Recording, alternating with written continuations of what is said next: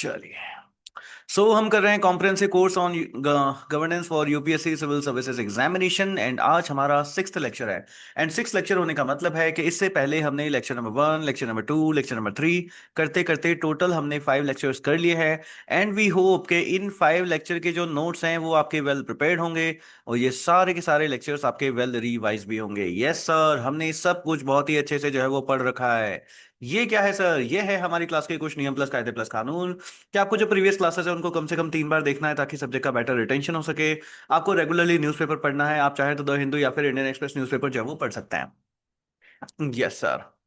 Sir मैं ना पूरा का पूरा न्यूज़पेपर पढ़ लूं क्या? पूरा न्यूज़पेपर कभी भी नहीं पढ़ना होता है। जो स्टैटिक पोर्शन हमारा हो गया है उसी से रिलेटेड न्यूज़ हमको देखनी होती है और जैसे ही कोई भी पॉइंट कंप्लीट आता है, आपको कोई भी पॉइंट नया लगता है, उसको ला करके हमको अपने नोट्स के अंदर जो है वो एडिट कर लेना होता है। Yes sir. रेगुलरली आपके पास यहाँ पे डाउट सेशंस होंगे, मेंटेन करके रखना है decorum and discipline in the class. किसी भी तरह का कोई भी फाउल कमेंट आप करते हो तो उसको टॉलरेट बिल्कुल भी नहीं किया जाएगा एंड आपको स्ट्रेट अवे यहाँ से ब्लॉक कर दिया जाएगा। अगर आप क्लास में लेट आते हो तो इससे आपकी सब्जेक्ट की अंडरस्टैंडिंग इंपैक्ट होगी। सो इससे बचने के लिए क्या करना है सर? इससे बचने के लिए ना पंक्चुअलिटी को मेंटेन करके रखना है। Yes, the medium of the teaching is bilingual, every possible attempt will be made to explain a topic, so please don't insist on any particular language for teaching.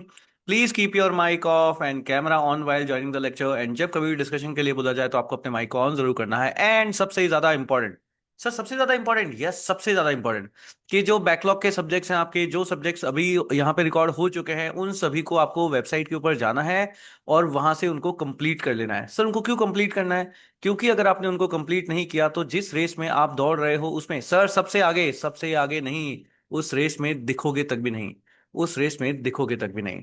Yes sir. तो अगर आप UPSC civil services examination की seriously prepare करना चाहते हो तो फिर आपके पास 3 ऑप्शंस होते हैं मेंबरशिप के लिए, जहां पे आप monthly, quarterly and yearly membership ले सकते हो।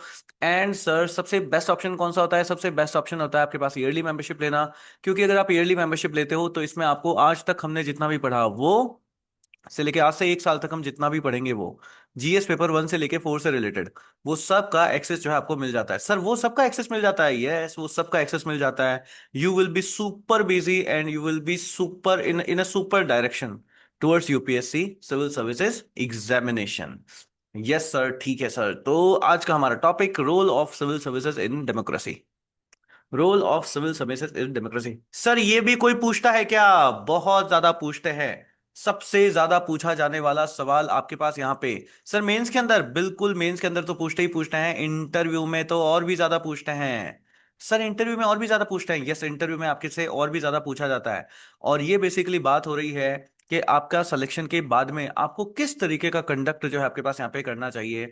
डेमोक्रेसी को मेंटेन करने के लिए सिविल सर्विसेज का आपके पास यहाँ पे क्या रोल जो है आपके पास यहाँ पे होता है। तो इसको लेकर के आपके पास से जो क्वेश्चनिंग है वो क्वेश्चनिंग आपसे इंटरव्यू में भी होती है और मेंस के अंदर तो जो है आपके पास यहाँ पे होती है। सर ये ना बहुत ज्यादा इंपॉर्टेंट टॉपिक है क्या? हाँ बहुत ज्यादा इंपॉर्टेंट है। सर कौन बोला? कौन बोला कि ये बहुत ज्यादा इंपॉर्टेंट टॉपिक है? आपके कहने से मैं क्यों मान लूं? बेटा अगर तुम मेरी नहीं सुन रहे हो, अगर तुम मेरी नहीं सुन रहे हो तो बड़े बड़े बुजुर्गों की तो सुनोगे ना। हाँ सर, बड़े बुजुर्गों की सुनेंगे। अगर किसी बड़े बुजुर्ग को लेकर के आओ और वो अगर बोल दे कि ये टॉपिक बहुत इंपॉर्टेंट है तो सर हम पढ़ लेंगे। चलो ठीक है, तो बड़े बुजुर्ग की सुन लो। सर किसकी सुनो? चलो तुम एक काम करो, तुम सुन लो सरदार वल्लभ भाई पटेल साहब की। सर सरदार वल्लभ भाई पटेल साहब की, हाँ सरदार वल्लभ भाई पटेल साहब की सुन लो। तो सर सरदार वल्लभ भाई पटेल साहब ने क्या कहा? तो सरदार वल्लभ भाई पटेल से मैंने यही पूछा कि यार एक, सॉरी नॉट यार, उनको ऐसे नहीं कह सकते हैं। Yes sir. Sir be respectful, अरे I am so respectful, yes. Sorry sorry sorry. So Sardar Vallabh Bhai Patel साहब से पूछा गया कि सिविल सर्विसेज इंपॉर्टेंट है क्या? बोले सिविल सर्विसेज बहुत ज्यादा इंपॉर्टेंट है। तो मैंने कहा क्यों सर? ये जो है इतनी इंपॉर्टेंट क्यों है? तो सरदार वल्लभ भाई पटेल ने कहा, सुनील अपने स्टूडेंट्स को समझाना कि ये जो सिविल सर्वेंट्स होते हैं ना, civil servants, yes, they are the steel frame of India. क्या है? They are the steel frame of India.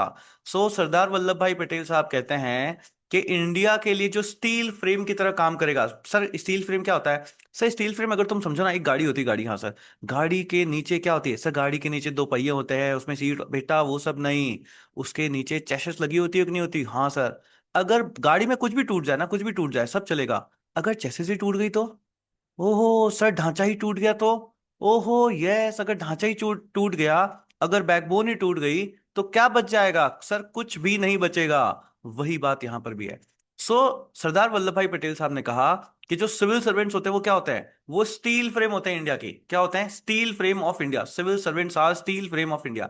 So इसको लेकर के क्वेश्चन आता है, हाँ इसको लेकर के क्वेश्चन आ जाता है। आपसे पूछ लेते हैं कि अगर स्टील फ्रेम ऑफ इंडिया है तो बताओ इनकी रोल्स बताओ, इनकी रेस्पॉन्सिबिलिटीज बताओ, ऐसे कैसे स्टील फ्रेम ऑफ इंडिया जैसा। तो मैंने उनसे पूछा कि अच्छा एक बात बताओ, सिविल सर्विसेज कैसी होनी चाहिए, है ना, सिविल सर्विसेज कैसी होनी चाहिए। तो उन्होंने बोला सिविल सर्विसेज ना सबसे पहले आपके पास होनी चाहिए प्रोफेशनल। ये जो जो चीजें मैं बोल रहा हूं सब एक एक कीवर्ड्स हैं जो आपके आंसर में होने चाहिए। सिविल सर्विसेज सबसे पहले कैसी होनी चाहिए? सर वो सबसे पहले आपके पास होनी चाहिए प्रोफेशनल। मैंने कहा ठीक है प्रोफेशनल बना देंगे। और कैसी चाहिए? बोले वो होनी चाहिए न्यूट्रल। सर ये न्यूट्रल का मतलब क्या है? न्यूट्रल का मतलब वहां पे किसी भी तरीके की कोई भी बायसनेस आपके पास यहाँ पे नहीं होना चाहिए।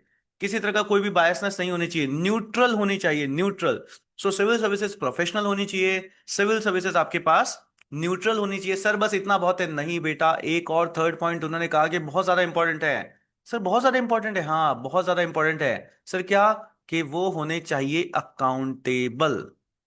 ओहो यस सर। सर सारा का सारा खेल तो अकाउंटेबिलिटी का है। क्या है?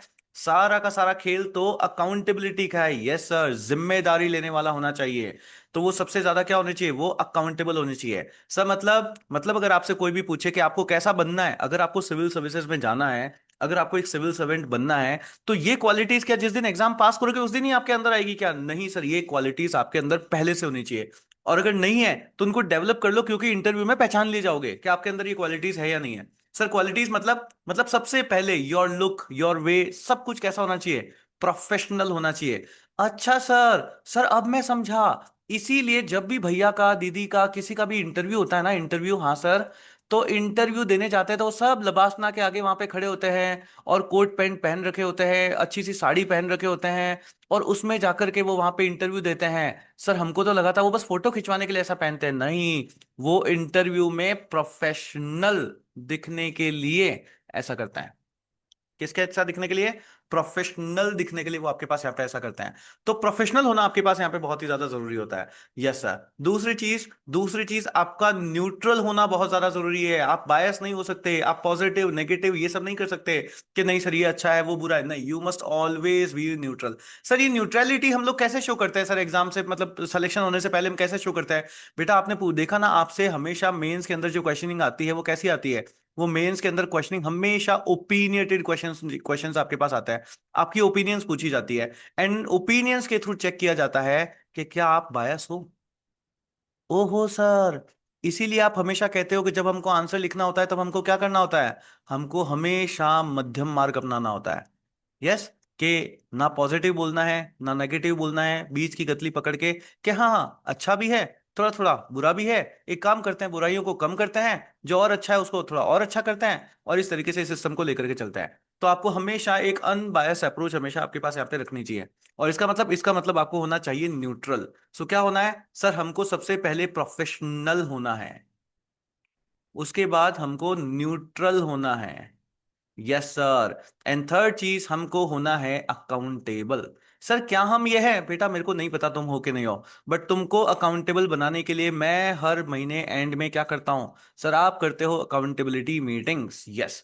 तो आपको इस तरीके से अकाउंटेबल होना है कि whatever goals you people are, कोई भी गोल आप अपनी लाइफ में रख रहे हो, कोई भी टास्क आपको दिया गया, आप उसकी जिम्मेदारी ले रहे हो कि नहीं ले रहे हो? या आप लास्ट में ये कह रहे हो कि नहीं सर 30 डेज ही तो थे, इतना बड़ा काम कैसे किया जा सकता है? नहीं हो सकता ये तो। इसीलिए आप देखो यूपीएससी की प्रिपरेशन को इतना बड़ा बनाया जाता है, और आपके पास 1 साल का टाइम दिया जाता है कि क्या इतनी बड़ी टास्क को आप 1 साल में कंप्लीट कर सकते हो कि नहीं कर सकते हो? क्या इसकी जिम्मेदारी आप अपने ऊपर लेते हो कि नहीं लेते हो? यस। आपकी अकाउंटेबिलिटी सेट करी जाती है। तो यही चीज आपको भी अपनी लाइफ में होना है। ऐसे नहीं कहना है कि सर इतना सारा पढ़ना है, इतना सा टाइम। अरे भैया जितना भी टाइम है ना, एक एक सेकंड का बेस्ट यूज लेना है, अपने टाइम के लीकेजेस को फिक्स करना है। एंड आपको बेस्ट यूज लेते हुए आपको क्या करना होता है? आपको सारी चीजें कंप्लीट करनी होती है। यू कांट से कि 1 महीना हुआ सर कैसे करेंगे, एक ही महीने में कैसे करेंगे, 2 महीने में कैसे करेंगे, 3 महीने में कैसे करेंगे ना। It's your dream, you must be accountable for it. Yes और नो? अकाउंटेबिलिटी, और ये अकाउंटेबिलिटी इट्स नॉट समथिंग जो कि आपको सिर्फ अपनी पढ़ाई में शो करनी होती है। ये अकाउंटेबिलिटी आपको हर जगह शो करनी पड़ती है। जब आप सिविल सर्वेंट बन जाओगे उसके बाद तो हर दिन आपकी अकाउंटेबिलिटी का टेस्ट होता है, हर मिनट पे। हर मिनट पे एक टाइम आओगे, कोई इंसान बोलेगा ये आपकी जिम्मेदारी थी, दूसरा पल में एक मीटिंग खत्म होगी, दूसरे मिनट में आएगा वो भी कहेगा सर ये भी आपकी जिम्मेदारी थी। हर चीज आपकी जिम्मेदारी होती है। तो क्या वो जिम्मेदार इंसान आप हो? आज जब जिम्मेदार इंसान बनोगे, अपनी जिम्मेदारी जब आप खुद लोगे, अपनी प्रिपरेशन की जिम्मेदारी, अपनी सारी चीजों की जिम्मेदारी जब आप खुद लोगे, तब कहीं कल को जाकर के आप देश की जिम्मेदारी ले पाओगे। यस और no? Now how many of you are जिम्मेदार person today? Say how many of you are accountable today? जितने लोग बोलो आज शाम को अकाउंटेबिलिटी मीटिंग में बुला लेता हूं मैं, देखें कौन कौन आते हैं, अकाउंटेबल हो के नहीं हो? यस, अकाउंटेबल होना है। अगर आप अकाउंटेबल नहीं हो, अगर खुद के अंदर लेकर के सर मैं तो नहीं पढ़ पाया क्योंकि कॉलेज के एग्जाम थे, you are not accountable. Simple. क्या आपको नहीं पता था कि पहले से कॉलेज के एग्जाम होंगे? यस, सब कुछ प्लान शेड्यूल था। उसके बाद भी अगर आपने मिस कर दिया, आपने पढ़ाई नहीं करी, that means you are not accountable. Filter out हो जाओगे नहीं हो जाओगे? फिल्टर आउट हो जाओगे। तो इस वजह से ऐसा नहीं होना है। जब ऐसा अपनी प्रिपरेशन में दिखाओगे ना, तभी वही चीजें आपकी एग्जाम में भी दिखेगी, तभी वही चीजें आपकी सर्विस में भी दिखेगी। तो मतलब सर हमको अभी तक इतना पता चल गया कि सिविल सर्वेंट, सर हम लोग ऐसे ही नहीं है, हम हैं स्टील फ्रेम ऑफ इंडिया। हाँ सर, आज से मेरे घर पे कोई भी कुछ भी बोलेंगे ना सर कि क्या कर रहे हो तुम आजकल, क्या क्या दुबला पतला शरीर बना रखा है, बोल देना दुबला पतला नहीं है, स्टील फ्रेम ऑफ इंडिया है हम। क्या है? स्टील फ्रेम ऑफ इंडिया है हम। Yes sir, steel frame of India. और कोई भी तुमसे पूछे और क्या कर रहे हो आजकल, तो बोलना मैं बन रहा हूं। क्या बन रहे हो? प्रोफेशनल। मैं बन रहा हूं न्यूट्रल। और मैं बन रहा हूं क्या चीज? अकाउंटेबल। अकाउंटेबल। जैसा। तो ये कीवर्ड्स आपको सबको याद हो जाने चाहिए, वो कीवर्ड्स आपको सब कुछ आज हो जाने चाहिए। चलो सर बना देंगे। सर ना एक बात बताओ, एक बात बताओ सर, ये जितने नेता लोग होते हैं ना, नेता लोग, हाँ सर, सर वो भी तो प्रोफेशनल होने चाहिए, हाँ। वो भी तो आपके पास यहाँ पे न्यूट्रल होने चाहिए, हाँ। वो भी तो सर आपके पास अकाउंटेबल होने चाहिए, हाँ। तो सर जब ये सब प्रोफेशनल है, न्यूट्रल है, अकाउंटेबल है, तो सिविल सर्वेंट की क्या जरूरत पड़ गई? क्यों चाहिए सिविल सर्वेंट आपको जब नेता लोग सब कुछ कर लेंगे?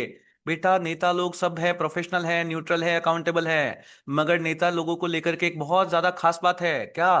कि नेताजी आते रहते हैं और नेताजी जाते रहते हैं, मगर सिविल सर्वेंट जहां है वहीं पे रहता है। सो मतलब जब जब आपके पास यहाँ पे पॉलिटिकल चेंजेस होता है, सर पॉलिटिकल चेंजेस मत बोलो, अच्छा वर्ड यूज करो। हमको हमारे आंसर में लिखना है, अच्छा बेटा अच्छा वर्ड यूज करें, हाँ। तो अच्छा वर्ड यूज करो। जब जब पॉलिटिकल ट्रांजिशन होता है, क्या होता है? जब जब पॉलिटिकल ट्रांजिशन, सर आज आपकी टंग को क्या हुआ है? ट्रांजिशन आराम से बोल दो ना, ये ट्रांजिशन ऐसे क्यों बोल रहे हो? बेटा मैं इस वर्ड के ऊपर जोर दे रहा हूं, आपको अपने आंसर में ये वर्ड लिखना है कि जब जब पॉलिटिकल ट्रांजिशन होता है, पॉलिटिकल चेंजेस थोड़ी ना, हमारे यहाँ पे कोई कोप थोड़ी ना हो रहा है, हमारी पड़ोसी कंट्री की तरह कोई तख्ता पलटी थोड़ी ना हो रही है हमारे यहाँ पे। हमारे यहाँ पे पॉलिटिकल ट्रांजिशन हो रहा है। एक बार हमने एक सरकार को मौका दिया, एक पार्टी को मौका दिया, दूसरी बार हमने दूसरी पार्टी को मौका दिया कि भाई सबको हक है, सब काम करके दिखाओ, है ना? जो अच्छा करता है हम उसको रिवॉर्ड करते हैं, जो बुरा करता है हम उसको कम वोट देते हैं, ताकि उसको थोड़ा सा एक पेन पॉइंट मिले, और अगली बार वो वापस सेलेक्ट वापस जो है वो वोट इलेक्शन लड़ते हैं, और अगली बार वो सेलेक्ट होते हैं वापस। करेक्ट। तो हमारे यहाँ पे पॉलिटिकल चेंजेस कोई कोप इस तरीके से नहीं हो रहा कि तख्ता पलटी हो रही है सर, हमारे यहाँ पे बिल्कुल ही नहीं। पॉलिटिकल ट्रांजिशन होता है इंडिया में। क्या होता है? पॉलिटिकल ट्रांजिशन होता है हमारे यहाँ पे इंडिया में। मौका दिया जाता है, सरकार को भी अकाउंटेबल बनाया जाता है। यस, सरकार को भी अकाउंटेबल बनाया जाता है। तो जब ये पॉलिटिकल ट्रांजिशन होते हैं, अगर हम लोग यहाँ पे पॉलिटिकल ट्रांजिशन में और सिर्फ पॉलिटिक्स के ऊपर ही अगर हम लोग यहाँ पे डिपेंडेंट रहेंगे, तो फिर जब पॉलिटिकल ट्रांजिशन होगा, तब हमारी कंट्री एकदम से इंस्टेबिलिटी की तरफ नहीं चली जाएगी? चली जाएगी। तो उस टाइम कंट्री को बांध करके कौन रखता है? You people. Sir we people? Yes, you people. Who people? Civil servants. Correct sir, बहुत बड़ी जिम्मेदारी दे दी सर, है ना? यहाँ पे ना सर सुबह से लेकर के शाम तक में ये जो सूरज का ट्रांजिशन होता है, घड़ी का ट्रांजिशन होता है, उसमें हमसे सिलेबस नहीं संभलता, देश पता नहीं हम कैसे ही संभालेंगे। बेटा इसकी चिंता तो मुझे भी है, पर कोई बात नहीं, हम आपको प्रोफेशनल बनाएंगे, हम आपको न्यूट्रल भी बनाएंगे, और हम आपको ट्रांजिट सॉरी क्या बोलते हैं, अकाउंटेबल भी जो है वो आपके पास बनाएंगे। चलो सर। तो सर ना ये खेला शुरू कब हुआ, ये सब कुछ शुरू कब हुआ, ये यूपीएससी यूपीएससी, ये सिविल सर्विसेज वगैरह, ये सब कुछ आया कब से? तो ना बहुत बड़े समय से पहले की बात है आपके पास यहाँ पे। तो करीब 1793 के लगभग का आपके पास यहाँ पे टाइम था। उस टाइम में आप यहाँ पे देखते हो तो इंडिया में चार्टर एक्ट आया करते थे। सर क्या आया करते थे? चार्टर एक्ट जो है आपके पास यहाँ पे आया करते थे। तो उस टाइम में आपके पास यहाँ पे एक चार्टर एक्ट आता है। सही, चार्टर एक्ट कौन लेकर के आता है? East India company. कौन लेकर आता है? East India company. तो ईस्ट इंडिया कंपनी आपके पास यहाँ पे चार्टर एक्ट लेकर के आता है। और 1793 के अंदर आपके पास यहाँ पे सिविल सर्विसेज की इंडिया के अंदर फाउंडेशन रखी गई थी। यस। तो यहाँ पे इस टाइम में आपके पास यहाँ पे सिविल सर्विसेज की फाउंडेशन जो है वो आपके पास यहाँ पे रखी जाती है। एक कॉलेज आपके पास होता है जिसको बोलते हैं Haileybury college. Yes, Haileybury college. ये कॉलेज होता है। सर ये इंडिया में कहां पर है बेटा? इंडिया में नहीं है ये। अच्छा सर, ब्रिटेन में। तो वहां पे कॉलेजेस में सिविल सर्विसेज की ट्रेनिंग्स आपके पास यहाँ पे कराई जाती है। यहाँ पर जो आपके पास इनकी ट्रेनिंग्स वगैरह जो है वो कराई जाती है। सर फिर क्या होता है? फिर वक्त का चाहिए आगे चलता है, पहिया सॉरी। एंड 1932 के अंदर आप यहाँ पे देखते हो तो इस समय देखा गया था कि ये जो हेल्बरी कॉलेज आपके पास यहाँ पे था, इसमें आप यार है ना हिलेबुरी कॉलेज। हिलेबुरी कॉलेज जो आपके पास यहाँ पे था, इस कॉलेज में इस टाइम में तक क्या था कि जस्ट जो इंग्लिश थे, जो इंग्लिश मैन थे, वही लोग ना यहाँ पर इनको ट्रेनिंग मिलती थी। इसमें कहीं पे भी इंडियन पार्टिसिपेशन था ही नहीं। तो इंडियन पार्टिसिपेशन नहीं था। तो उस टाइम में फिर इंडियंस वालों ने बोला कि भाई आप यहाँ पे इंडिया के लिए सिविल सर्विसेज बना रहे हो और इसमें इंडिया तो कहीं पे है ही नहीं, इंडियन तो कहीं पे है ही नहीं। तो राजा राममोहन साहब ने बहुत बड़ी डिमांड रखी कि भाई इसके अंदर नो इंडियंस का भी इंक्लूजन आपके पास यहाँ पे जो है वो होना चाहिए। तो 1832 के अंदर जो है सरकार ने आपके पास यहाँ पे बात मान ली और बोला कि चलो ठीक है, हम लोग क्या करेंगे, हम लोग यहाँ पे इंडियंस को भी इंक्लूड करेंगे। Yes sir. किसके कहने पर? किसके कहने पर? सर राजा राम मोहन रॉय साहब के कहने पर। राजा राम मोहन राय साहब के कहने के ऊपर। तो यहां पर आपके पास यहाँ पे इसको जो है वो क्वालिफाइड इंडियंस को भी जो है आपके पास इसके अंदर पार्टिसिपेट जो है वो कराया गया। उसके बाद देखते हैं तो सर यहाँ पे और भी धांधलियां वगैरह चलती थी, बहुत कुछ आपके पास होता था। तो 1853 का लगभग का टाइम आता है। सर मैं बताऊं क्या, मैंने मॉडर्न हिस्ट्री के अंदर आपने इसको बहुत डिटेल में पढ़ा रखा है और मेरे को सब कुछ पूरा का पूरा याद है। अच्छा, तुम्हें सब कुछ पूरा का पूरा याद है? हाँ सर, मुझे पूरा का पूरा याद है। आपने यहाँ पे बताया था कि इस टाइम में आपके पास यहाँ पे मकौले कमेटी आती है। कौन सी कमेटी? सर मकौले कमेटी आपके पास यहाँ पे आती है। और वो मुकल्ले कमेटी कहती है कि ऐसे ही वैसे ही हम किसी को सेलेक्ट नहीं करेंगे। बेटा याद रखना, ये मुकल्ले कमेटी थी। इन्होंने ये तुम्हारे एग्जाम एग्जाम का रखा है ना? किसी को भी ऐसा आया ना मन में कि ये यूपीएससी किसने रखा है, कभी आता ना रात को कि ये एग्जाम किसने दिया, एग्जाम नाम का वर्ड किसने इजाद किया, लाओ उसको। यस, यही थे। इन्होंने ही ये यूपीएससी का एग्जाम वगैरह के सिविल सर्विसेज के लिए एग्जाम लाओ। वरना पहले बढ़िया था। पहले जो भी लोग ऐसे चिप ऐसे करते थे कि हाँ यार ये आदमी सही है, इसको सिविल सर्वेंट बनाया चाहिए, तो ऐसे पिक करते थे। ये एग्जाम नाम का कंसेप्ट मकौले मन में आए ना किसी के, यही है। करेक्ट। यस सर, तुम नाम याद रखना। तो मकौले कमेटी आपके पास यहाँ पे बनाई जाती है जिसके थ्रू बोला, तो मकौले कमेटी अपनी रिपोर्ट में बोलते हैं कि भाई एक कॉम्पिटेटिव एग्जाम रखो। ऐसे ही कैसे किसी को भी जो है हम लोग यहाँ पे बना देते हैं, तो वो नहीं। तो इन्होंने यहाँ पे कॉम्पिटेटिव एग्जाम को जो है वो इंट्रोड्यूस किया। किसने किया? सर मकौले कमेटी ने। Yes sir. तो मकौले कमेटी आपके पास यहाँ पे एग्जाम को जो है वो इंट्रोड्यूस करते हैं। फिर 1861 का आपके पास यहाँ पे टाइम होता है और यहाँ पर आपके पास यहाँ पे सत्येंद्र नाथ टैगोर साहब आ जाते हैं। कौन सर? सत्येंद्र नाथ टैगोर। सर इन्होंने क्या किया बेटा, वो एग्जाम पास कर लिया। इन्होंने उस टाइम में जब ना कोई न्यूज़पेपर वगैरह था उनके पास, ना कोई रिसोर्सेज की इतनी अवेलेबिलिटी थी, ना सर आपका रात को 10 बजे वाली क्लासेस भी नहीं थी, मगर उसके बावजूद उन्होंने उस टाइम में क्या किया, उस एग्जाम को क्लियर कर दिया। He is the first Indian जिन्होंने क्या किया, आईसीएस का एग्जाम, इंडियन सिविल सर्विसेज का एग्जाम जो है आपके पास यहाँ पे क्लियर जो है आपके पास यहाँ पे कर देते हैं। And he is the first ICS officer, first Indian ICS officer जो है आपके पास यहाँ पे बन जाता है। फिर 1922 के लगभग हम लोग यहाँ पे देखें तो फिर आपके पास यहाँ पे सर यूपीएससी आ गई थी। यस, 1922 के अंदर आपके पास यहाँ पे यूपीएससी आ जाती है। एंड 1947 के बाद में यहाँ पर इंडियन मतलब वो कहते हैं ना हमको आजादी मिल जाती है और फिर हम लोग यहाँ पे देखते हैं और आईएएस वगैरह आईपीएस वगैरह ये सब कुछ जो है हम लोग यहाँ पे एस्टेब्लिश वो कर देते हैं। क्लियर। सर आपने ना यूपीएससी बहुत शॉर्ट में पढ़ा दिया। बेटा मैंने इसको इतना इस वजह से शॉर्ट में बना दिया आपके पास यहाँ पे, क्योंकि सर क्योंकि मैं हिस्ट्री के अंदर बहुत ही इन डेप्थ में डिटेल में ये सब पढ़ा चुका हूं। क्योंकि मॉडर्न हिस्ट्री के अंदर आप देखोगे तो इसको हमने बहुत ही इन डेप्थ में हिस्टोरिकल पर्सपेक्टिव से इसको पढ़ रखा है।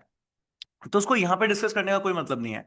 जिस किसी को भी ये सारी चीजें, क्योंकि यहां से क्वेश्चनिंग आती है पूरी की पूरी, तो उसके लिए आपको क्या करना है, मॉडर्न हिस्ट्री के कोर्स में जाना है। मॉडर्न हिस्ट्री के कोर्स के अंदर हमने यूपीएससी, है ना, ये आईएएस वगैरह, सिविल सर्विसेज वगैरह, इसके पूरे डेवलपमेंट को पूरा का पूरा समझ रखा है। उस पूरे लेक्चर को देखना है, एक एक चीज को, एजुकेशन सिस्टम का डेवलपमेंट कैसे हुआ है इंडिया में, ये सारी चीजें हमने वहां पे पढ़ी है। तो उन सबको पढ़ना है ताकि आपको एक पूरा इन डेप्थ नॉलेज मिलेगा कि ये सारी चीजें आई कहां से थी और ये सब कुछ चला कैसे था। क्लियर? समझ आया? वहां से इसकी हिस्ट्री को समझना ताकि समझ, यहां पे हम लोग इसको सिर्फ गवर्नेंस पर्सपेक्टिव से पढ़ेंगे। करेक्ट? यहां पे इस कोर्स में हम लोग इसको सिर्फ गवर्नेंस पर्सपेक्टिव से जो है वो पढ़ेंगे। तो इसका जो हिस्टोरिकल बैकग्राउंड है, इसको पूरा का पूरा आपको मॉडर्न हिस्ट्री के कोर्स के अंदर, मॉडर्न हिस्ट्री का जो लेक्चर है उसको जो है वहां पर आप उसको देख लेना है। क्लियर? करेक्ट, क्योंकि पढ़ रखा है हमने उसको। चलिए आगे समझते हैं। तो सर, हमारे पास इस टॉपिक को लेके क्वेश्चन आता है क्या? बहुत सारा क्वेश्चनिंग आता है सर। कैसे क्वेश्चनिंग?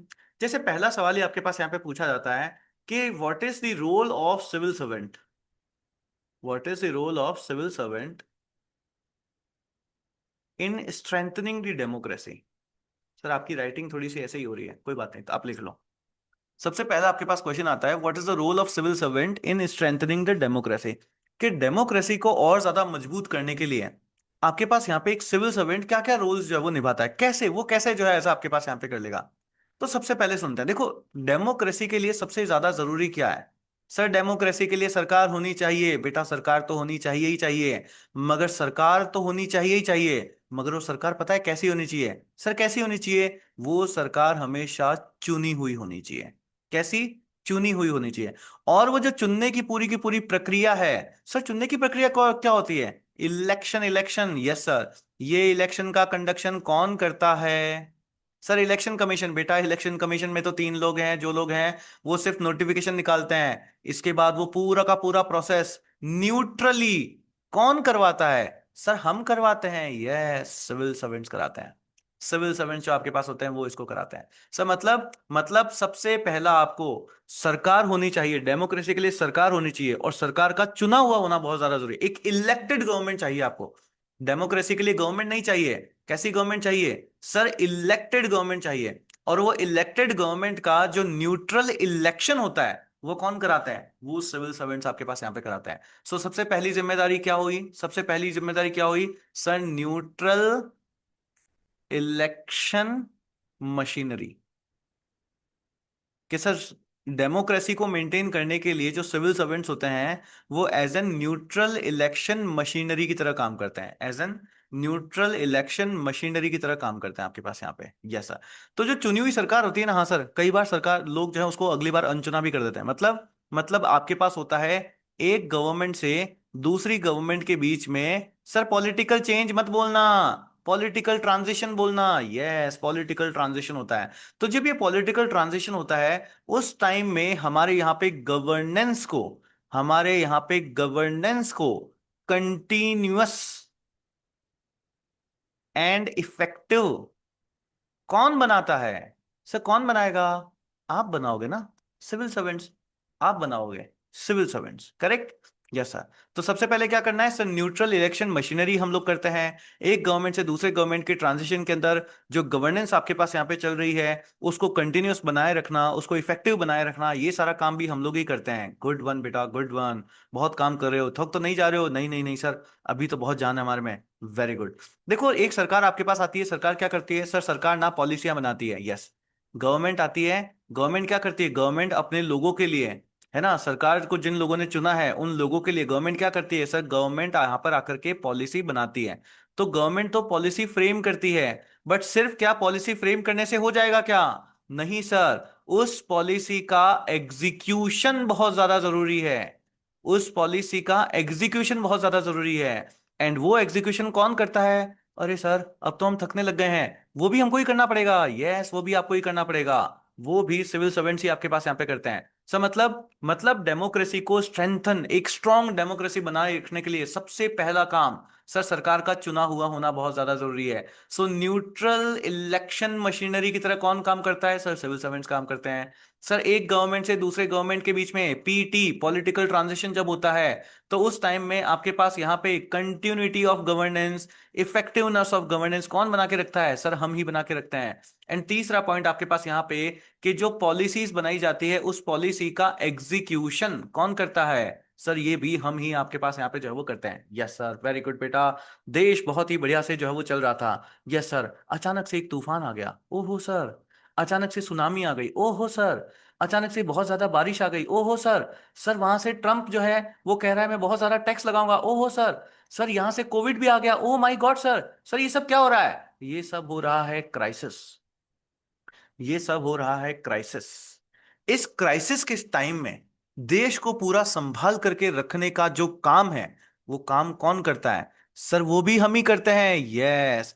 तो क्राइसिस मैनेजमेंट का काम भी आपके पास किसका होता है सर? क्राइसिस मैनेजमेंट का काम भी किसका होता है सर? सिविल सर्वेंट्स का ही होता है। क्राइसिस मैनेजमेंट का काम भी आपके पास यहाँ पे सिविल सर्वेंट्स का ही होता है। तो आपने देखा होगा ना, कोविड के टाइम में कितने सारे आ रहे थे, है ना? कई सारे ऐसे पुलिस वालों की रील्स बन रही थी कि पुलिस वाले जो है वो मास्क लगा करके ऐसे वैसे जो है वो खड़े हैं, एक आईपीएस ऑफिसर जो है वो आपके पास खड़ा है, एक आईएएस ऑफिसर जो है वो खड़ा है, वो भीड़ को हटा रहे हैं, लोगों को रिक्वेस्ट कर रहे हैं कि नहीं आप जो है वो लॉकडाउन के अंदर अंदर ही रहिए। ठीक है। फूड डिस्ट्रीब्यूशन के अंदर उन्होंने कितनी तरीके से हेल्प करी थी, कितना सारा उस टाइम में। कोविड के टाइम में आप लोगों ने देखा होगा कि कैसे इन ऑफिसर्स ने सारी चीजों को मैनेज करके रखा था। जब सारे लोग घरों में थे ना, लॉकडाउन था, इन लोगों के लिए लॉकडाउन नहीं था। जब फर्स्ट वेव के टाइम में एक जगह से दूसरी जगह जाने के लिए लोगों को परमिशन लेनी पड़ती थी, तो वो परमिशन क्या नेताओं से लेने जा रहे थे क्या आप? नहीं, एक सिविल सर्वेंट आपको वो परमिशन देता था। यस। क्या सिविल सर्वेंट को कोविड नहीं हो सकता था? क्या उसको कोविड का खतरा नहीं था? सब कुछ था, but he has to do it. Correct. क्यों? क्योंकि वो उनकी रेस्पॉन्सिबिलिटी है। यस, क्योंकि वो काम करना और ये सब कुछ मैनेज करना उनकी अकाउंटेबिलिटी है। करेक्ट। यस। अभी आज हमारा फाउंडेशन सेशन होना था 5 बजे, बट वो फाउंडेशन सेशन हमने कल 8 बजे की तरह साइड में जो है वो शिफ्ट कर दिया कि कल रात को 8 बजे करेंगे फाउंडेशन को। तो मेरे पास ना 3-4 लोगों का ग्रुप से मैसेज आता है, सर कल तो इंडिया पाकिस्तान का मैच है, आप उस टाइम में फाउंडेशन रख रहे हो? यस। मैंने कहा बेटा बहुत बढ़िया बात है, मैं उसी टाइम में फाउंडेशन रखूंगा। बोले क्यों?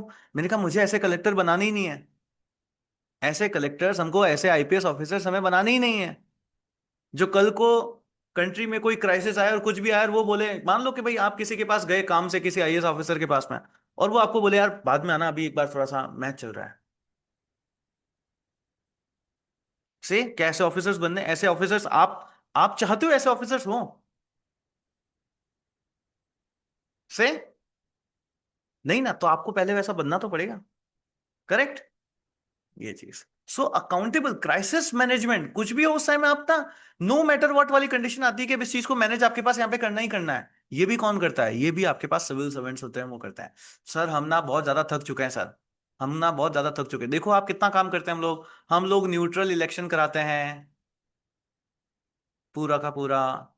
उसके बाद हम लोग यहाँ पे कंटिन्यूटी बनाए रखते हैं, जब एक गवर्नमेंट से दूसरे गवर्नमेंट के बीच में पॉलिटिकल ट्रांजिशन होता है आपके पास यहाँ पे, उसके बाद सर हम जो भी ये गवर्नमेंट बैठ करके पॉलिसीज बनाती है उस पॉलिसी का एग्जीक्यूशन भी हम ही करते हैं। सर कितना सारा काम है हमको। Yes sir. फिर कोई क्राइसिस वाइसिस आ गया तो उसको भी हमको ही मैनेज करना है। Yes sir. सर थके नहीं हम, और बता दो, और भी अगर कोई भी काम हो तो वो भी बता दो। बेटा ये तो तुम्हारे मेन काम है। Yes sir. उसके बाद अगर आप यहाँ पे देखते हो ना, उसके बाद आपके पास यहाँ पे देखते हो, तो वैसे तो सब कहते हैं कि पावर का इंडिया के अंदर या कहीं पे भी आप देखते हो तो क्या हो रखा है सर? सेंट्रलाइजेशन हो रखा है सर। जो मोदी जी कहते हैं सर वही सब कुछ होता है सर, है ना? सेंट्रलाइजेशन हो रखा है सर पूरा का पूरा। दिल्ली में जो बात कही जाती है वही बात सब जगह आपके पास यहाँ पे जो है वो आ जाती है, बिल्कुल। तो जो नेता लोग आपके पास होते हैं, जो पॉलिटिकल पार्टीज होती हैं, वो आपके पास सेंट्रलाइजेशन ऑफ पावर करती हैं। बट इस सेंट्रलाइजेशन ऑफ पावर से वापस डिसेंट्रलाइजेशन ऑफ पावर कौन करता है सर? क्या चीज? Decentralisation of power. सर मतलब मतलब बेटा, हो सकता है आपकी एरिया में कोई प्रॉब्लम हो, जिस प्रॉब्लम का सॉल्यूशन हो सकता है दिल्ली में बैठी सरकार के पास ही हो, बट क्या आपको इस प्रॉब्लम के सॉल्यूशन के लिए दिल्ली जाने की जरूरत होती है, या आप डायरेक्ट जाकर के अपने डिस्ट्रिक्ट कलेक्टर से मिल सकते हैं? सर हम हमारे डिस्ट्रिक्ट कलेक्टर से मिलेंगे ना, डिस्ट्रिक्ट कलेक्टर स्टेट में बात पहुंचाएगा, स्टेट से बात बात दिल्ली तक जाएगी ना, बिल्कुल। तुम्हें सिर्फ डीसी तक ही जाना है, वहीं से तुम्हारी सारी की सारी प्रॉब्लम सॉल्व हो जाएगी। नो मैटर व्हाट, इसका सॉल्यूशन उसको कहां से लेकर के आना है। बट आप अपने कलेक्टर साहब के पास जाओगे, वहां से सारी प्रॉब्लम्स आपकी सॉल्व जब हो जाती है। सर मतलब पावर का सेंट्रलाइजेशन तो है, बट वो पावर आपके पास दिल्ली में ही अवेलेबल, मतलब आपके डिस्ट्रिक्ट में ही अवेलेबल है। सर क्यों? क्योंकि जो सिविल सर्वेंट्स होते हैं वही क्या करते हैं, वापस डिसेंट्रलाइजेशन ऑफ पावर करते हैं। क्या करते हैं? Decentralisation of power. और इसी तरीके से जब डिसेंट्रलाइजेशन ऑफ पावर जब आपके पास होता है, तो जो डेमोक्रेसी दिल्ली में बैठ करके सरकार आपके पास यहां पे चला रही है ना, हम ऐसा कह सकते हैं ना कि सर डिसेंट्रलाइजेशन ऑफ डेमोक्रेसी भी हुआ है। डिसेंट्रलाइजेशन ऑफ डेमोक्रेसी भी हुआ है। यस, डिसेंट्रलाइजेशन ऑफ डेमोक्रेसी भी हुआ है। यस और नो? तो ये सारे काम होते हैं। सर हम ना बहुत ज्यादा थक चुके हैं, इतना कोई काम करता है क्या? इतना सारा काम करते हैं, बताओ। करना पड़ेगा। अगर आईएएस बनना है ना, मतलब आईएएस बन करके इतना सब कुछ करना है तुम्हें, तो अभी बस सॉल्यूशन लगता है, सिलेबस लगता है कि सर इतना सारा सिलेबस पढ़ना है। असली जंग तो इसके बाद में स्टार्ट होगी आपकी। करेक्ट? यस। ये सारे काम करने हैं, करोगे नहीं कर पाओगे, नहीं कर पाओगे। किस किस को करना है ये सब? से किस किस को करना है ये सब? Say me in the chat box. Say me in the chat box if you want to do it. Say me in the chat box. Prince को करना है, प्रियांश राज को करना है। Good one. डीएससी को भी करना है। अरे डीएससी आ गए, गुड वन। कितना कितना लेट हुए आप? कितना लेट हुए डीएससी? सतविंदर को करना है, सुमित को करना है, सोनी को करना है, सबको करना है। कोई ऐसा नहीं कह रहा मेरे को नहीं करना। सबको करना है। Good one, good one, good one, good one. करना ही चाहिए। करना ही जो है आपके पास यहाँ पे चाहिए। तो ये सारी चीजें जो है आपके पास यहाँ पे जो है वो होती है। तो सर ना एक बात बताओ। क्या बात? सर आपने बताया, 4-5 मिनट लगना, गुड वन। सर आपने बताया कि 1790s से लेकर के 1790s में ही ना सर आईसीएस वाईसीएस जैसी चीजें आपके पास यहाँ पे आ गई थी कि सिविल सर्विसेज वगैरह लानी है। गुड वन, ठीक है। आ गई थी। और आज का सर टाइम चल रहा है 2025 का टाइम। Yes sir. सर जो रोल्स एंड रिस्पॉन्सिबिलिटीज आपने मेरे को बताए ना, जो रोल्स एंड रिस्पॉन्सिबिलिटीज आपने अभी अभी हमको बताई, क्या इतने टाइम में वो सेम रही है? क्या इतने टाइम में ये रोल्स एंड रिस्पॉन्सिबिलिटीज आपके पास यहाँ पे सेम रही है? क्या इस जॉब का जो नेचर है वो आपके पास यहाँ पे सेम रहा है? हाँ। इसका जो नेचर है ना, या इसका जो ऑब्जेक्टिव है, वो आज भी आपके पास यहाँ पे सेम रहा है। यस, वो कैसा है? वो आपके पास यहाँ पे भी जो है वो सेम ही है। ऑब्जेक्टिव, मैं किसकी बात कर रहा हूं? ऑब्जेक्टिव। ऑब्जेक्टिव आज भी जो है वो सेम ही रहा है, पर प्लीज ध्यान रखना, अब जो काम करने का तरीका है, यस, अब जो काम करने का तरीका है, करेक्ट, वो कैसा होता है? वो अब आपके पास यहाँ पे चेंज हो चुका है। मतलब the nature of the job, though objective of the job is same, but the nature of the job is changed. है ना? ऑब्जेक्टिव सेम है, ऑब्जेक्टिव सेम ही है कि आपको गवर्नेंस के अंदर जो है वो हेल्प करनी है पूरी की पूरी, बट अब इसका काम करने का तरीका जो है ना आपके पास, ये जो है आपके पास यहाँ पे जो है वो बदल चुका है। सब मतलब आप अगर देखोगे ना आप यहाँ पे कि आपके पास पहले, आपके पास अगर इस जॉब को देखो ना, तो बड़ी जनरलाइज्ड जॉब थी। कैसी थी? बड़ी ही जनरलाइज्ड जॉब जो है आपके पास यहाँ पे जो है वो होती थी। बट धीरे धीरे अब हम यहाँ पे देखें ना, तो अब यहाँ पर डोमेन एक्सपर्ट्स आने लग गए हैं। क्या चीज? डोमेन एक्सपर्ट्स आपके पास यहाँ पे जो है वो आने लग गए हैं। डोमेन एक्सपर्ट्स, जैसे कि आप देखते हो कि भाई लेटरल एंट्रीज आपके पास होती है ना, लेटरल एंट्रीज, मान लो जैसे एजुकेशन के अंदर आपके पास यहाँ पे काम करना है, या और किसी तरीके का कोई कोई प्रोजेक्ट के ऊपर आपके पास यहाँ पे काम करना है, इस तरीके से। तो लेटरल एंट्रीज के थ्रू अब आपके पास यहाँ पे डोमेन एक्सपर्ट्स वगैरह भी जो है आपके पास यहाँ पे जो है वो आने लग गए हैं। उसके बाद आप देखते हो तो पहले जो गवर्नेंस चलती थी वो पहले तो सर मुख्य जबानी चल जाती थी। फिर आप देखते हो आपके पास यहाँ पे, हमारे पास अगर हम लोग यहाँ पे देखें, तो कहते हैं ना कि पेपर के ऊपर सरकार जो है वो चलने लगी। बट आजकल सरकार भी कैसे चलती है सर, टेकी हो चुकी है। आजकल की सरकार भी कैसे हो चुकी है, टेकी हो चुकी है, हाईली टेक्निकल हो चुकी है। तो अब हमको गवर्नेंस भी कैसा चाहिए, टेक ड्रिवन गवर्नेंस चाहिए, टेक्नोलॉजी ड्रिवन गवर्नेंस आपके पास यहाँ पे चाहिए। तो पहले से अभी भी चेंजिंग नेचर के अंदर आपके पास यहाँ पे क्या है, नेचर के अंदर आपके पास वहां पे जो है वो पूरा का पूरा चेंज जो है आपके पास यहाँ पे हो चुका है। दूसरी चीज अगर हम लोग देखें तो जैसे एजुकेशन सिस्टम पहले एक अलग तरीके से चलता था, अब एक अलग तरीके से चलता है। उसी तरीके से आपके पास यहां पर भी अब जो जॉब आपके पास होती है ना, इनका जो काम करने का तरीका आपके पास है, ठीक है, वो कैसा हो चुका है, अब इनका तरीका भी आपके पास यहाँ पे आउटकम बेस्ड हो चुका है, आउटकम बेस्ड, आउटकम बेस्ड। ध्यान रखना, मैं कीवर्ड्स बता रहा हूं, इन सबको लेकर के इन डेप्थ के अंदर मैंने सारी की सारी चीजें लिख रखी है। बट आपको कीवर्ड्स एक बार समझ में आ जाने चाहिए कि मतलब क्या है आउटकम बेस्ड। कि भाई पहले होता था कि ठीक है सेलेक्ट हो गए और हो गया ना कि आईएएस बन गए तो अब मजा नहीं लाइफ, अब वो नई बात नहीं है। अब आपको परफॉर्म करके भी दिखाना पड़ता है, वरना फिर आपके प्रमोशंस एंड ऑल वो सारी चीजें नहीं होती है। ठीक है, आप बन तो जाओगे, बट उसके आगे आपके प्रमोशंस, आपको क्या सर्विसेज मिल रही है, आप कितना अच्छा काम कर रहे हो, वो सब कुछ आपकी परफॉर्मेंस के ऊपर डिपेंड करता है कि आप अपनी पोर्टफोलियो में आगे कितना आगे तक जो है आप आगे जो है वो जाते हो अपने इस सर्विसेज के अंदर। यहाँ पे कौन कौन से क्रूशियल रोल्स आपको यहाँ पे जो है वो कंट्री के लिए जो है वो करने को मिलते हैं, सब कुछ किसके ऊपर डिपेंड करता है, किसके ऊपर डिपेंड करेगा, कितना अकाउंटेबिलिटी से, कितना प्रोफेशनली एंड कितना न्यूट्रली आपको कोई भी टास्क दिया जाता है आप उसको करते हो। तीन चीजों के ऊपर, कितना प्रोफेशनली, कितना न्यूट्रली एंड कितना अकाउंटेबिलिटी के साथ आप उस टास्क को जो है आप करते हो। तो तीन कीवर्ड्स हैं, ये कीवर्ड्स हमेशा याद रखना है। सेम चीज आपके पास यहाँ पे कि सर पैटर्न ऑफ जॉब अब चेंज हो चुका है, करेक्ट। टेक से भी अब आपको होना पड़ेगा, टेक्नोलॉजी आपको आनी चाहिए, करेक्ट। आप देखते हो तो जनरलाइजेशन से अब डोमेन एक्सपर्ट्स आपके पास यहाँ पे जो है वो आने लग गए हैं। आप देखते हो टेक्नोलॉजी ड्रिवन आपके पास यहाँ पे है, और आउटकम बेस्ड, आउटकम बेस्ड अब ना परफॉर्मेंस इवैल्यूएशन होता है, परफॉर्मेंस इवैल्यूएशन आपके पास यहाँ पे कराए जाते हैं।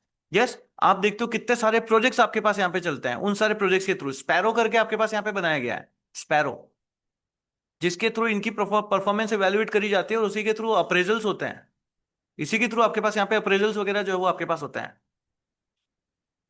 करेक्ट। ये सारी चीजें आपके जॉब के अंदर आप यहां पे देखोगे ना, तो पब्लिक एंगेजमेंट अब बहुत ज्यादा बढ़ चुका है,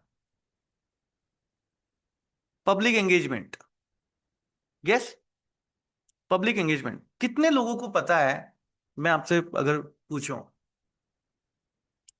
सबसे फेमस सिविल सर्वेंट का नाम बताओ हाल ही के मॉडर्न टाइम में। आई गेस टीना मैम का नाम लिखोगे सारी, टीना डाबी, यस। उससे पहले के टॉपर्स कौन थे, किसी को याद है क्या से, उनसे पहले के टॉपर्स तुकाराम मुंडे, अजीत डोभाल सर, अब ये तो बड़े फेमस पर्सनैलिटीज बन गए। जब इनके रिजल्ट्स आए तब किसी को पता है क्या, नहीं पता ना, नहीं पता ना। आजकल आप देखते हो ना, जैसे ही कोई टॉपर आता है उसके बाद तो वो तो छा जाता है पूरा का पूरा, है ना, आईएएस बनने से पहले ही पूरा छा जाता है। यस, पहले कौन आईएएस बना पता ही नहीं चलता था लोगों को, क्या हुआ क्या नहीं हुआ, कौन क्या काम करके चला गया ये भी पता नहीं चलता था। बट आज के टाइम में आप देखते हो पब्लिक एंगेजमेंट कितना है इन लोगों का, यस, पब्लिक एंगेजमेंट कितना सारा है। तो अब पब्लिक एंगेजमेंट भी आपके पास बहुत ज्यादा बढ़ गया है, ऑब्वियसली रोल एंड रेस्पॉन्सिबिलिटी कितनी ज्यादा बढ़ चुकी है अभी सर्विसेज की, अंडरस्टैंड, यस। तो पब्लिक एंगेजमेंट आपके पास यहाँ पे बहुत ज्यादा बढ़ चुका है आपके पास यहाँ पे। जब पब्लिक के साथ आपका एंगेजमेंट बढ़ता है ना, तो आपको पता है ना पब्लिक चाहे कुछ भी कहे, आपको अपने बिहेवियर के ऊपर भी कंट्रोल करके पूरा का पूरा रखना पड़ता है, पूरा का पूरा कंट्रोल करके आपके पास यहाँ पे रखना पड़ता है। तो बिहेवियर का भी रीओरिएंटेशन हो चुका है आपके पास यहाँ पे पूरा का पूरा, बिहेवियर का भी रीओरिएंटेशन आपके पास यहाँ पे पूरा का पूरा हो चुका है। इसीलिए आप देखते हो कि सर लबासना के अंदर आपकी ट्रेनिंग तो होती होती है, बट उसके अलावा भी आपके पास यहाँ पे ट्रेनिंग्स होती है, उसके अलावा भी ये मिशन कर्म योगी आपके पास चला था। इसके अंदर आपके पास यहाँ पे क्या था, ट्रेनिंग्स दी जाती है आईएएस ऑफिसर्स वगैरह को कि एथिक्स कैसे आपको मेंटेन करके रखना है, एम्पैथी कैसे रखना है, और नई इनोवेशंस वगैरह कैसे लेकर के आनी है।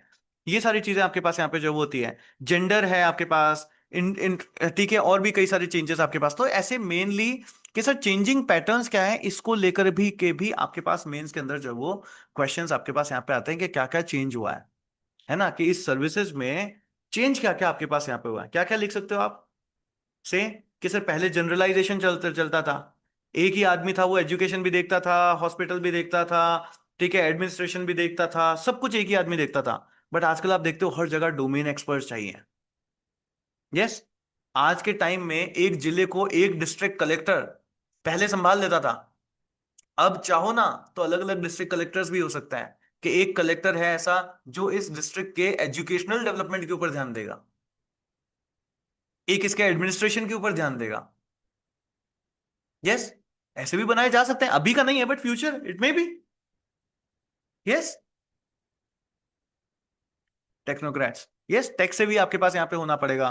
तो ये सारी चीजें जो है आपके पास यहाँ पे चलती हैं। क्लियर? टेक से भी आपको होना पड़ेगा। और क्या क्या बताया था मैंने? लिखो जल्दी से।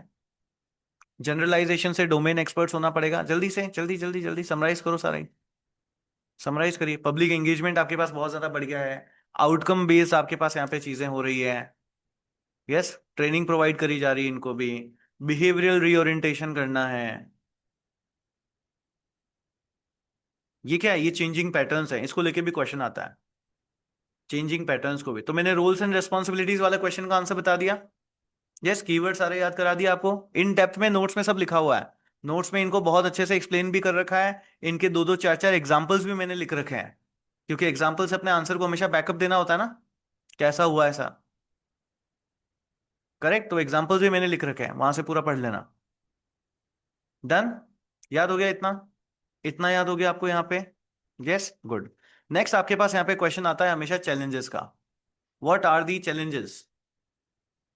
व्हाट आर दी चैलेंजेस कि सिविल सर्विस, सिविल सर्वेंट जो है वो क्या क्या चैलेंजेस आपके पास यहाँ पे जो है वो फेस करते हैं। क्या क्या चैलेंजेस फेस करते हैं? सर सबसे पहला चैलेंज मैं बताऊं क्या? क्या? सर पॉलिटिकल इंटरफेरेंस बहुत ज्यादा है। पॉलिटिकल इंटरफेरेंस बहुत ही ज्यादा है। एक आदमी अच्छा काम करने लगता है, यस सर, या तो उसको बोल देते हैं कि ऐसा काम मत करो, और वरना फिर सीधे ट्रांसफर कर दिया जाता है। सीधे ट्रांसफर कर दिया जाता है सर। सीधे ट्रांसफर कर दिया जाता है। Yes sir. सर हम तो ना न्यूट्रल रहना चाहते हैं। हम तो सर न्यूट्रल रहना चाहते हैं, पर हमको न्यूट्रल रहने नहीं देते हैं। हमको न्यूट्रल रहने नहीं देते हैं मतलब आपके ईमान को बार बार चेक किया जाता है, और कहीं ना कहीं तो फिसल जाओगे ना। तो जहां पे फिसलोगे वहीं पे इरोजन ऑफ न्यूट्रलिटी हो जाता है। वहीं पे इरोजन ऑफ न्यूट्रलिटी हो जाता है। Yes, erosion of neutrality. दो कीवर्ड्स मैंने याद करा दिए जो आपको अपने आंसर में हेडिंग में लिखने हैं। सबसे पहला कीवर्ड क्या है? सर पॉलिटिकल इंटरफेरेंस, बहुत ही ज्यादा है। दूसरा कीवर्ड क्या है? Erosion of neutrality. Erosion of neutrality. Yes, erosion of neutrality. ये आपके पास यहाँ पे बहुत ज्यादा है। करेक्ट? Yes sir. अब ना सबसे बड़ी प्रॉब्लम यहाँ पे आती है। सबसे बड़ी प्रॉब्लम आपके पास यहाँ पे अब वाली आती है कि सर आज का नेचर ऐसा है कि टेक्निकल होना है इंसान को। यस, टेक्निकल स्फेयर आज का आपके पास यहाँ पे है। बट इस टेक्निकल स्फेयर को जो डोमिनेट कर रहा है वो आदमी कैसा है? एक्चुअली सर वो एक जनरल है। He is generalized. General mentality है इसकी। वो इसको काम कैसे करने देगा? So generalized dominions in technical sphere, ये भी एक बहुत बड़ा चैलेंज है। यस, ये भी एक बहुत बड़ा चैलेंज है। जितना एक होता है ना कि भाई आफ्टर ऑल आपको अपने से सबसे सुपीरियर इंसान है उसको जो है वो क्या करना होता है, उसको लेके अकाउंटेबिलिटी रखनी होती है कि हाँ सर, उसको लेके बताना होता है। अब वो बंदा जनरल है, जनरलाइज है, ये भी देख रहा है, वो भी देख रहा है, वो भी देख रहा है, तो वो इतना डेप्थ में उन चीजों को नहीं समझ सकता। यस, जितना टेक्निकली, जितना अच्छे से आप अपनी डोमिनियन को जो है वो समझ सकते हो, उनको कन्विंस करना, उनको समझाना। और कई बार आप बहुत अच्छे तरीके से करना चाहते हो, बट ऊपर से आपके पास यहाँ पे क्या आ जाता है? ऑर्डर्स आ जाता है। यस। हाँ, generalist versus specialist tussle. Priyansh Raj ने देखो अच्छा वर्ड लिखा है।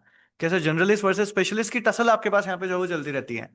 ये भी एक बहुत बड़ा चैलेंज आपके पास यहाँ पे है। क्लियर? तो सबसे बड़ा चैलेंज, सबसे पहले वर्ड कौन सा याद किया?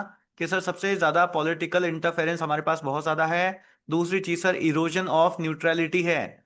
तीसरी चीज जनरलाइज्ड वर्सेस स्पेशलाइजेशन हो जाता है। Generalist versus specialist. Yes, yes sir. Sir मैं ना एज एन सिविल सर्वेंट बहुत अच्छा काम करना चाहता हूं, बट जैसे ही मैं कुछ भी अच्छा काम करना चाहता हूं, तो आकर के मेरा एक सीनियर आता है और वो मुझे एक किताब थमा देता है, बोले रूल बुक में ये लिखा हुआ है, रूल बुक में ये लिखा हुआ है। सर मैं मॉडर्न आदमी, मॉडर्न तरीके से काम करना चाहता हूं, रूल बुक आज से 100 साल पहले लिखी हुई थी सर, कैसे, आज का जमाना ही नहीं है इसके अकॉर्डिंगली चलने वाला, कैसे काम करें, क्या करें सर, रूल बुक तो बहुत पहले की बनी हुई है, it needs to be change, पर इसको एज इट इज अभी के भी चेंज नहीं कर सकते, ये भी एक बहुत बड़ी प्रॉब्लम है। सो रूल बुक गवर्नेंस, ये भी आपके पास क्या है, एक लिखना है, चैलेंज है बहुत बड़ा। Rule book governance, rule book governance कि सर आपको रूल बुक के अकॉर्डिंगली चलना है, और रूल्स बहुत पहले बनाए हुए हैं, रूल्स बहुत ही ज्यादा पहले आपके पास यहाँ पे बनाए गए हैं। Yes sir. सर इससे भी बड़ा एक चैलेंज बताऊं क्या, क्या सर, वैकेंसी बहुत है, वैकेंसीज भी बहुत हैं, ह्यूमन रिसोर्सेज मिसमैच हो रहे हैं, इतने ज्यादा लोग आ ही नहीं रहे हैं, इतने ज्यादा लोग आपके पास यहाँ पे आ ही नहीं रहे हैं। Yes sir, good one. Sir हमको ना, जैसे ही अच्छा काम करने जाऊं ना सर मैं, हाँ, सामने से एक आदमी आता है, मैं इससे बोलता हूँ फाइल दो मुझे टेबल के ऊपर से, कागज चाहिए मुझे टेबल के ऊपर से, ये कहता है टेबल के ऊपर से कागज बाद में लेना साहब, पहले टेबल के नीचे से तो कागज ले लो।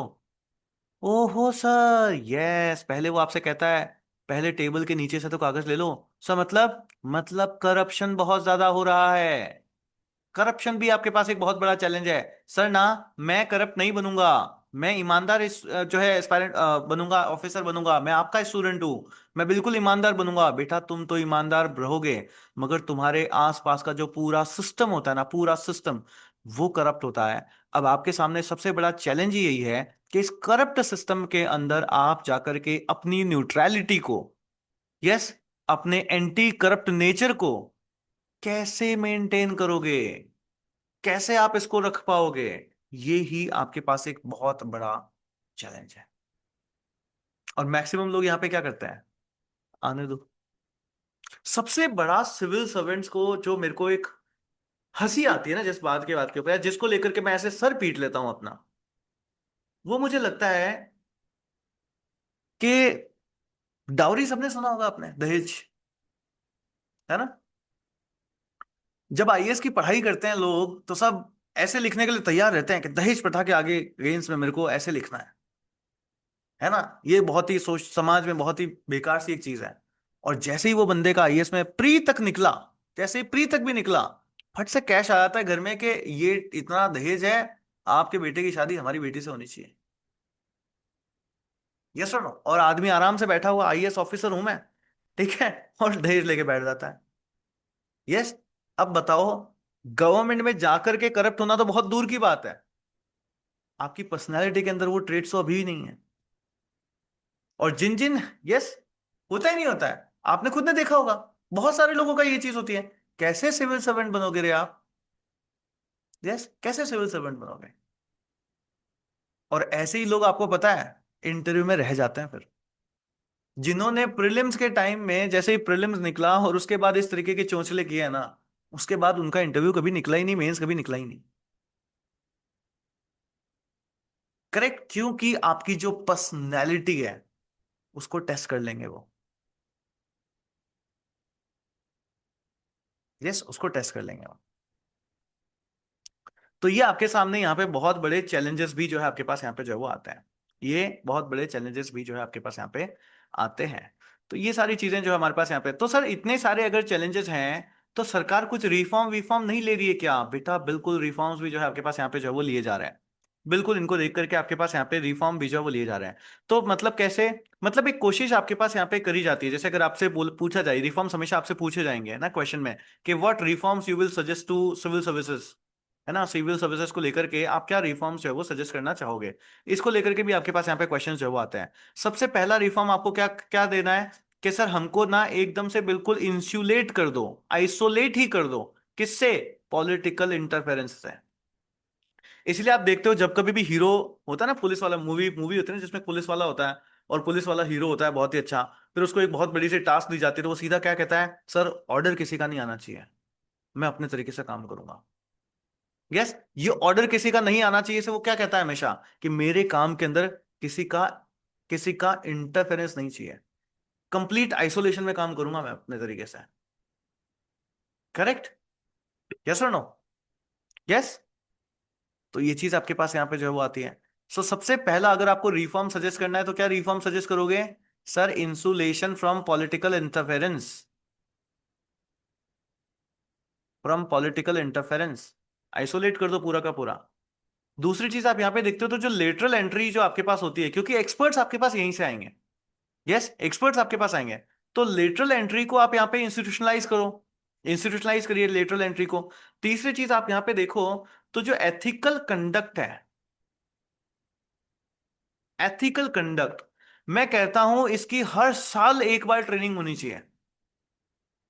एथिकल कंडक्ट की हर साल उनको एथिक्स पढ़ाओ, हर साल एथिक्स पढ़ाओ इनको, यस, ताकि बिल्कुल आपके मॉरल्स आपके जहन में बस जाए, आपके खून में बस जाए आपके मॉरल्स।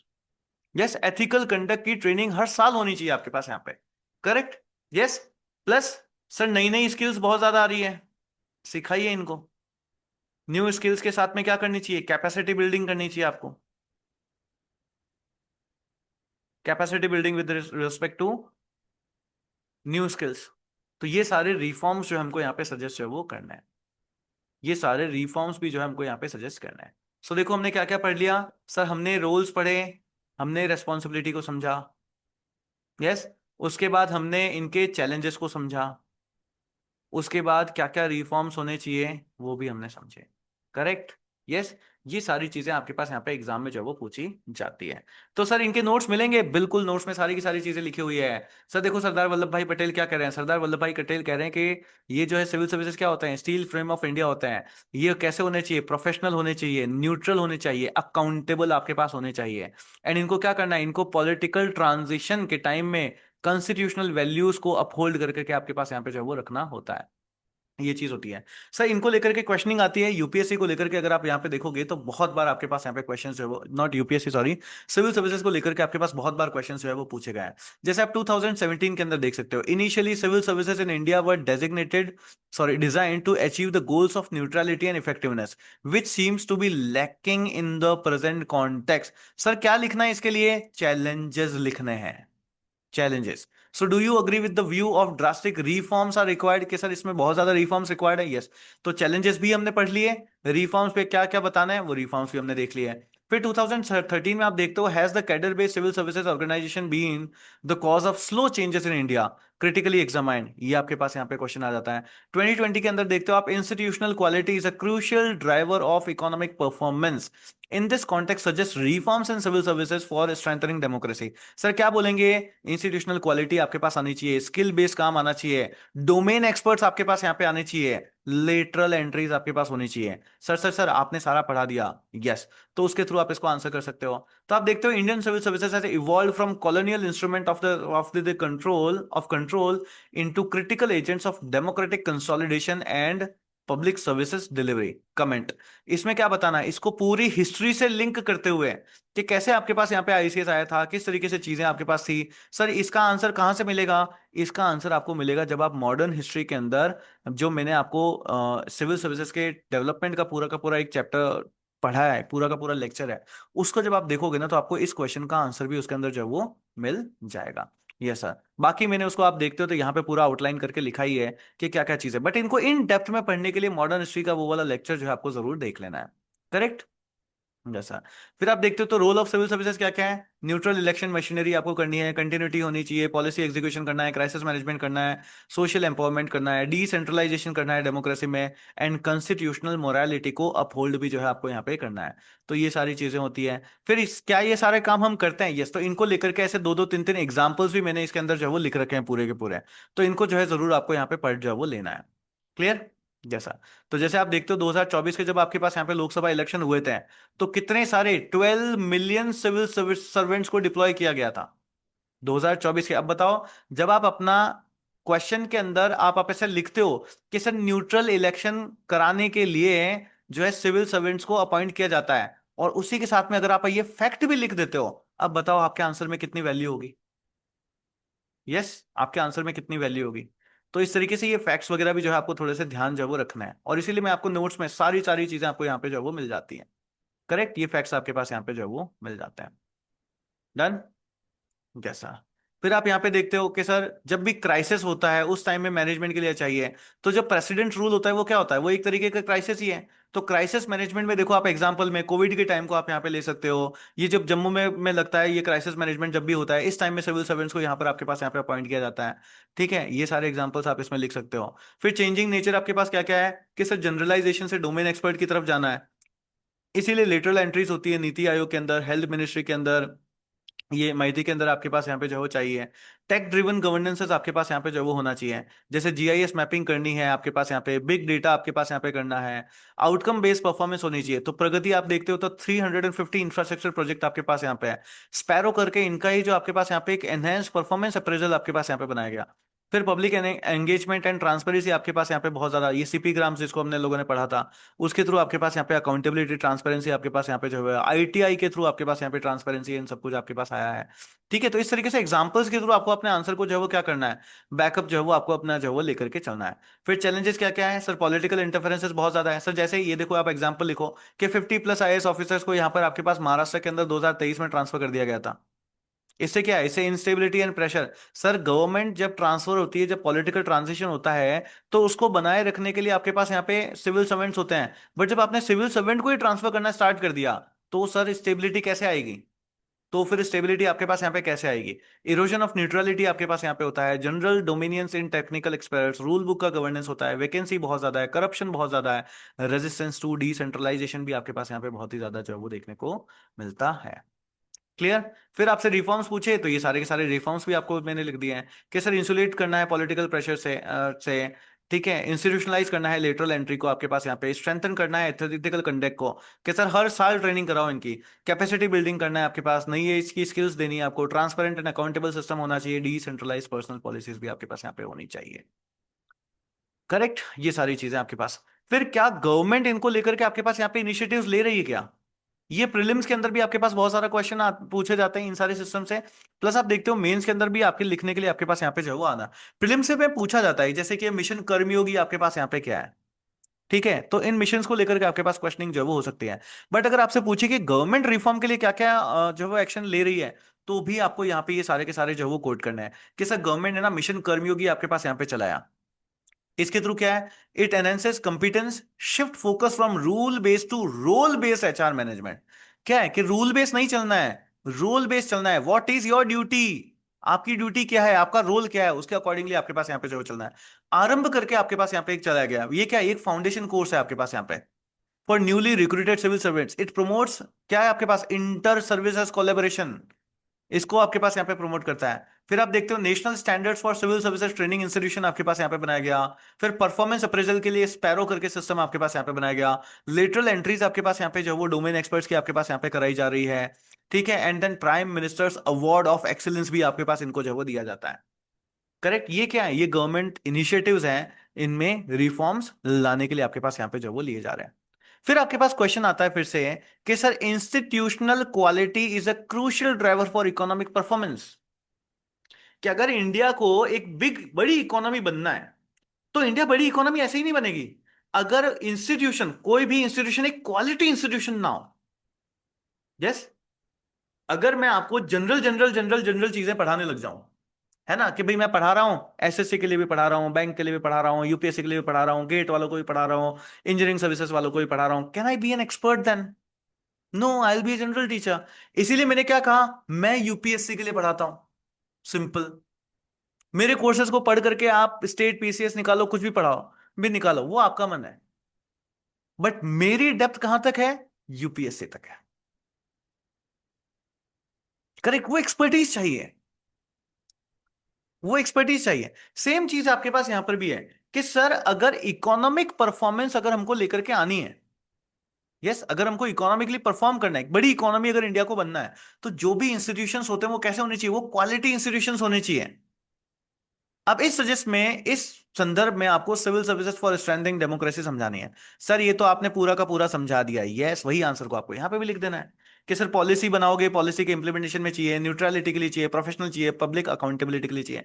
तो जो मैंने आपको ये बोला ना, आपको कि सर आपको कैसा होना है, प्रोफेशनल होना है, उसके बाद आपको न्यूट्रल होना है और आपको अकाउंटेबल होना है, ये आंसर्स तो रट करके रखना है, ये कीवर्ड्स आपके होने ही चाहिए।